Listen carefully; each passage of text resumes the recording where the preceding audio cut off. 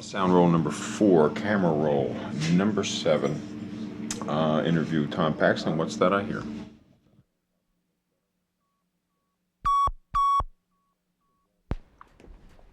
Gee, I'm glad I didn't have to learn any lines for this. Camera roll number 7. We got Paxton. Paxton, take one. Yeah, I wanted to be an actor when I started out. Thank God I... Okay, and Paxton, take one. Speed. Okay, you want to roll? They got the levels on it? And go ahead and mark it. Second stage. Thank you. You're up. Okay, all set? Ready. All right, Tom, why, I know you were in the Army and had some geographical proximity to the village, but what brought you into the village back in 1960? What was the lure? Oh, I would have come to the village in '60, whether the Army had brought me there or not. I had finished University of Oklahoma, and I did a bit in the Army, but I wanted to go to New York so bad. I loved Oklahoma, still do, but there wasn't a lot of folk music going on there. There was a lot of country music, but there wasn't the stuff I wanted to hear. And I knew where it was, and it was in New York. It was in the village. What was it that you wanted to hear? I wanted to hear people my own age singing songs that mattered to me.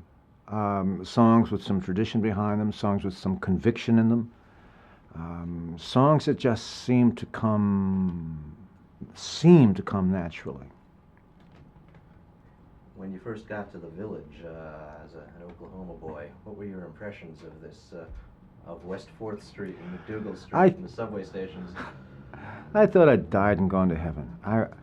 I was so happy. My first weekend pass, I was like a shot. I was in there. And I had a friend from college who let me sleep on his sofa on weekends, and I would just drop my stuff and grab my guitar case and head over to McDougal Street and up and down McDougal, Bleecker, West 4th, in and out of little coffee houses. And I found the Gaslight on my first weekend. My first weekend I got over right away and saw Ed McCurdy sing at Folk City. Ed McCurdy was one of my heroes. I mean, I had several of his records. I learned a lot of songs off of his albums.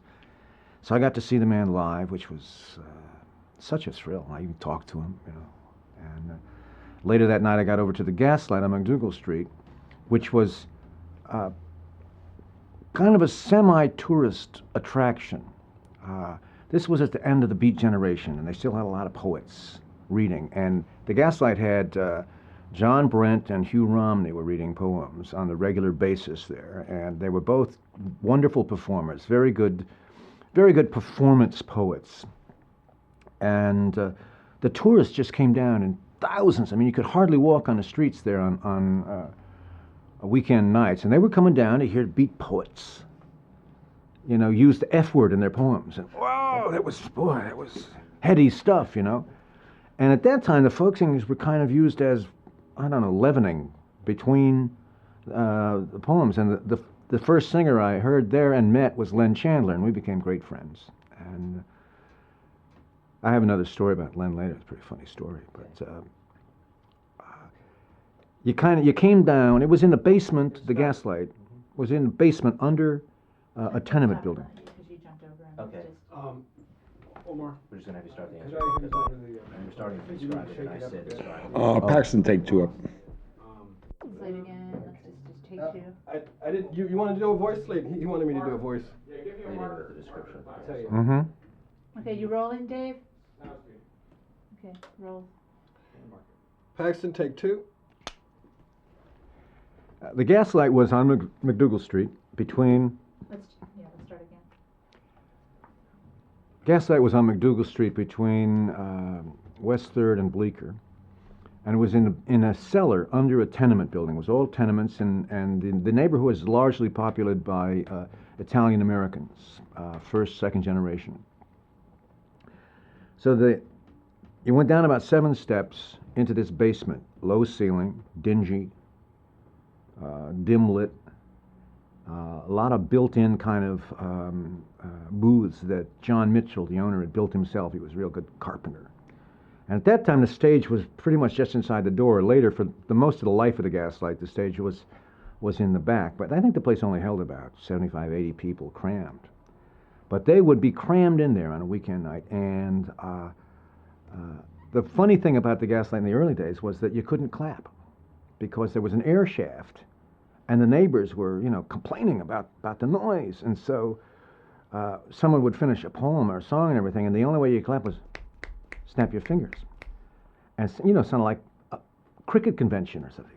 And I thought that was, the tourists, which at that point included me, thought that was so cool. Oh yeah, I liked that, man. That was good. Later on, for some reason, clapping, applause crept into the Gaslight, and nobody, shouted down the air shaft or anything. So I don't know whether it was a pretense in the beginning or not, but it worked. I mean, people liked that they had to be cool and snap their fingers. That played a big part in your life, didn't it? The Gaslight. You spent a lot of months there. I spent years on and off, and starting in July of '62, I was there for 9 straight months, 5 nights a week. And there's no getting around. The Gaslight's where I cut my teeth. I may never have done as many shows since as I did there. We did 6 or 7 shows a night. But it was turned out to be perfect training because we did 3-song sets. There were about 7 or 8 of us on the bill. We'd run through the rotation, then people would basically be told, "Thanks a lot for coming," and we're going to, people are waiting to get in. They'd turn the house, and we'd do it again. But 7 or 8 times a night, you would learn how to get on, what to do next, how to get off. It was perfect training. A lot of people, other than yourself, got started there. That was where Peter, Paul, and Mary first performed? Well, that was the thing about the Gaslight that was really great. It was I think it was the most exciting place in the village. It's where everything happened, where you never knew what was going to happen. You never knew who was going to come in and do a guest set. For example, Peter, Paul, and Mary never worked there, but they were rehearsing when they formed. They were rehearsing in Mary's apartment across the street from the Gaslight, 5 floors up in the rear. And one night, I guess in the middle of a rehearsal, they said, "Hey, we got to take this thing out and see what it's like." So they came down the stairs, they came across the Gaslight, and they got up and sang 3 songs. And that was their first public performance. And I was there for that. Another night, Albert Grossman, their manager, who also managed Bob Dylan, brought two people in from Canada and had them sing a few songs there for the first time, and it was Ian and Sylvia. And I was there that night, and it just absolutely blew the house down. Another night, you might come in and someone would say, "Who's going to sing? Son House is here, man." So we'd have these stars on the brink of stardom, and we also would have incredible figures from the mountains of the south, of the Delta, or something, coming in and doing a couple songs, and it was like that a lot. There were other places on the street too that weren't quite at the level of Gertie's or the Gaslight. A lot of basket houses. Talk about some of the rest of the Sure. scene around there on the street. Well, basket houses, as we call them, were houses where you weren't paid to sing, where you would the hat would be passed or a basket would be passed after you did your set, either by you or by one of the waitresses. And the waitress, if someone passed the hat, they would take a hit from it, and the rest would be yours, and that was your uncalculated wealth. The Gaslight, when I first went there, was a basket house in that the performers weren't paid, but they had an exotic village girl standing by the door with a basket, wearing no makeup and black leotards, and just too exotic for the tourists to handle, and they would really shake loose the cash for her, and I think performers actually did pretty well out of that.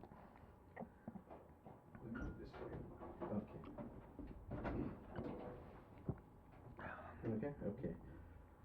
Dave, are you getting camera noise? You at one point, and I think Van Ronk, were active in forming a folk singers union or guild because of undesirable conditions. Absolutely. Talk about tilting at windmills.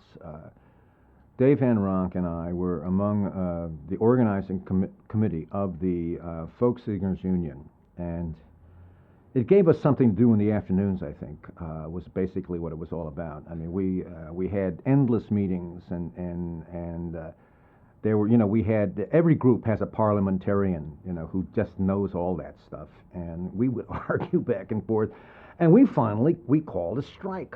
We called a strike at the coffee houses, and immediately our lines were immediately crossed by other performers. It was like, what are you talking about, man? I want to make some money. And so our strike came to naught. But it killed several months of, it gave us the illusion that we were, starting a union. And What were your motivations? well, the motivations for it were the proper ones. I mean, the conditions weren't the greatest, particularly. I mean, they were fine for us. We were doing okay. Van Ronk and I were making a living out of, we were performing all the time. We were doing all right. Several others of us were okay. But the guys who, at the bottom of the rung, as it were, the ones who were doing terribly. They were making very little money, and there was no security, as if there ever is. But we tried basically the AF of M model, and we tried to impose it on an absolutely gypsy industry, running coffee houses. I mean, this is not an industry. This is, someone says, what'll we do tonight? Let's start a coffee house. And so it just never worked.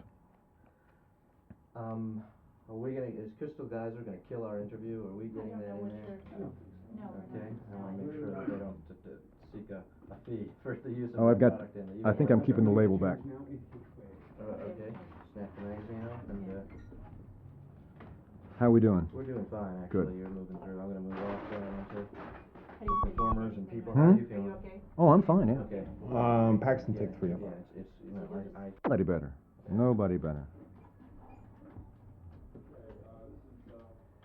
Sound roll number 8, or camera roll number 8, sorry. Paxton, take 3 up. Roll sound, Dave? turn your bottle.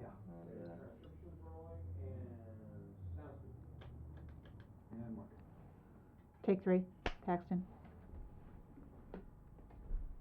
Who was the audience in the clubs and basket houses when you first got there? I mean, you've referred to the tourists. Was it Yeah. college kids? Was it the 1960s version of yuppies? Was it older folks? Or do you have any sense of that?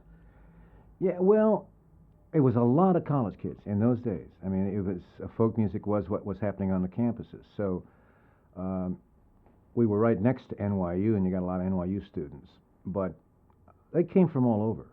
So you had different audiences. On weekends, you would have a lot of tourists.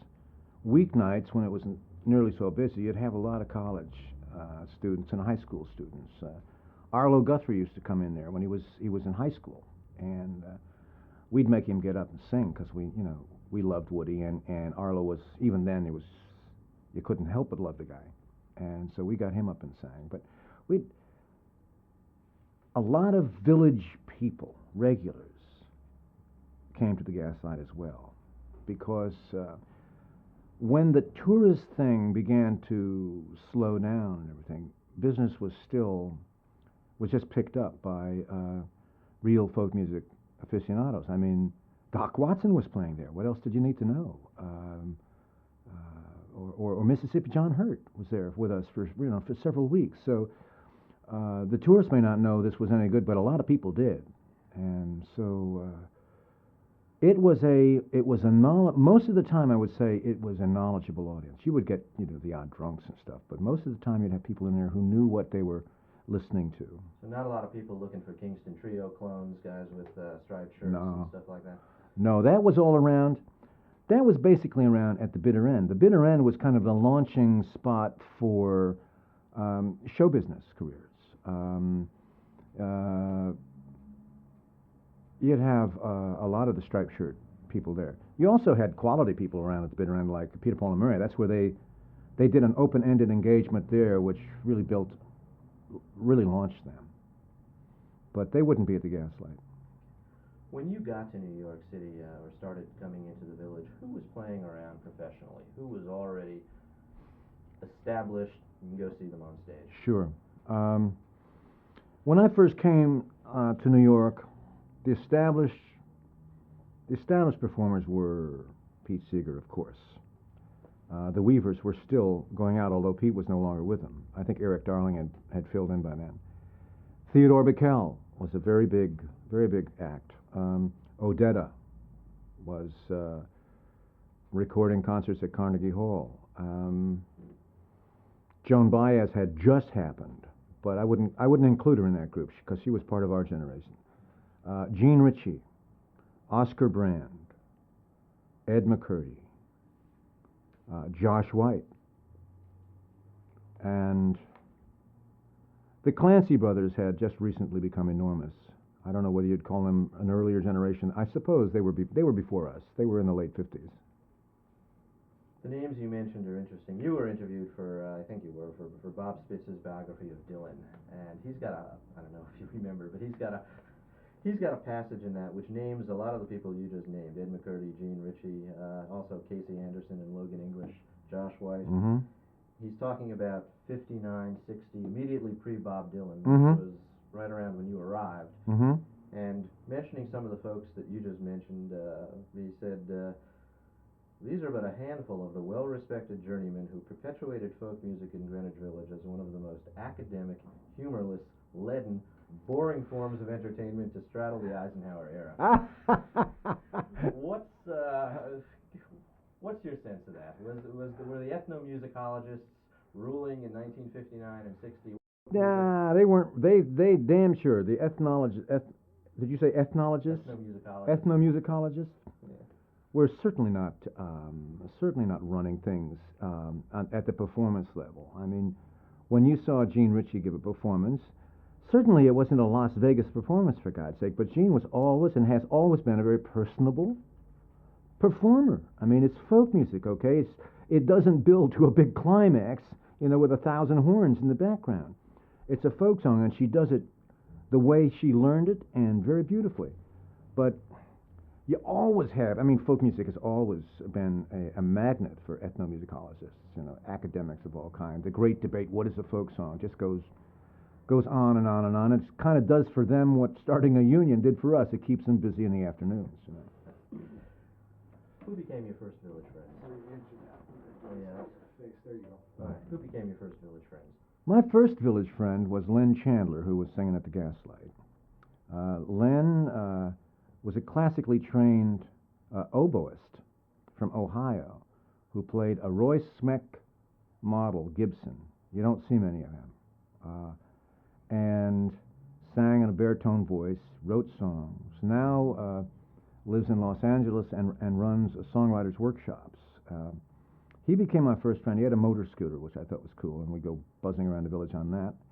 And my other earliest village friend was Dave Van Ronk, who was kind of running the show across the street at the Commons, and I did a lot of work there too. I did a lot of substitution work at the Commons, and Dave and I became great pals, and he indeed was my best man when I got married. Let's talk about Dave a little bit. He's kind of a figure that's always talked about in terms of this time. You notice him. He's described Dave circa 1960. His size, his sound, his style, his presence on the scene. Dave, as you may have noticed, Dave's a big guy. He always was. And the main thing about Dave is his intelligence. Don't tell him I said so, but he's a very bright guy, and he has a sponge for a mind. He forgets nothing he's ever read or heard or seen, and it's already instant recall. And if you want to get into a duel with Dave on who played trombone on what jazz session in 1927, he'll beat you. But he's got a great quality of friendship about him, and he kind of took me under his wing and made sure that I got on the stage and got to do some songs, and gradually became part of the regular rotation at the Commons and later the Gaslight. And he's a great friend and a tremendous knowledge of folk music. You must have met Izzy Young early on, since he was on the street. Talk a little bit about Izzy and his folklore center. Well, I knew about Izzy before I came to New York. Back in Norman, Oklahoma, one of us had gotten a hold of a boxed set that Elektra put out. There was kind of a village compendium of what was going on in the village, and it had an accompanying booklet with it, which was prominently about the Folklore Center and Izzy and everything. So I knew about it, and it was one of the first places I headed on my first pass with the Folklore Center, and I met Izzy right away. He was, Izzy was kind of a mother hen. You know, Izzy was had strong opinions about what constituted honest folk music and what constituted pop music disguised as folk, for which he had no use at all. And he would share that opinion at the drop of a hat. But he was a great booster of folk music, a great supporter. If he thought someone was trying, he would really boost them and back them. The Folklore Center, was that a hangout? Oh yeah, it was. You know, the Folklore Center was part of your obligatory daily rounds. You had to kind of drop in and punch in that you had come and raise your leg in the Folklore Center. Tom was here, and who else? He had a lot of instruments for sale, and you get them down and play them under the pretense of thinking about buying them, and he was a great guy. Izzy has said that one of the problems with the Folklore Center, and maybe a problem with him, was that no one ever in fact did buy anything at the Folklore Center. Yeah, I once bought a guitar at the Folklore Center, and I brought it back a couple hours later and said I didn't like it and got my money back. So that may have been the one time he thought he was actually sold something. Right? When did you first meet Bob Dylan? Dave Van Ronk and I were at Folk City one night, on a Monday night, hootenanny night. Looking back, those hoots were really phenomenal because a Monday night is just, death in a bar. I mean, no one goes out on Monday nights. But you couldn't get in Folk City on Monday night because it was hoot night. And there would be 200 or 300 people just absolutely crammed in there. And Brother John Sellers, gospel singer, was the MC. And the format was simplicity itself. You got up and you sang 3 songs. And you got down. There were no encores. There was one microphone, so there wasn't a lot of shifting between sets. And you got on the list. And according to how well John knew you and his opinion of what you did depended on where on the list you would be, If he didn't know you and put you on the list, you would likely be, 1 o'clock in the morning when everyone had gone. But these things kind of just balance out over time. You'd certainly get heard from time to time. But they were great because you get a lot of people coming in for the first time, and that's what happened with Dylan. Dave and I had already done our sets, and we were sitting there drinking beer, and didn't quite catch the name, but some skinny kid with a corduroy cap on, harmonica rack, got up and sang 3 Woody Guthrie songs in a very distinctive way. And both Dave and I instantly said, hey, this is it. This guy is with something. And I don't know if I met him that night. Okay. Okay, this is the end of sound roll number 4, end of camera roll number 8. We're doing fine. I'll get another one of these if I may. Interview on the 15th of May, 1993 for What's That I Hear?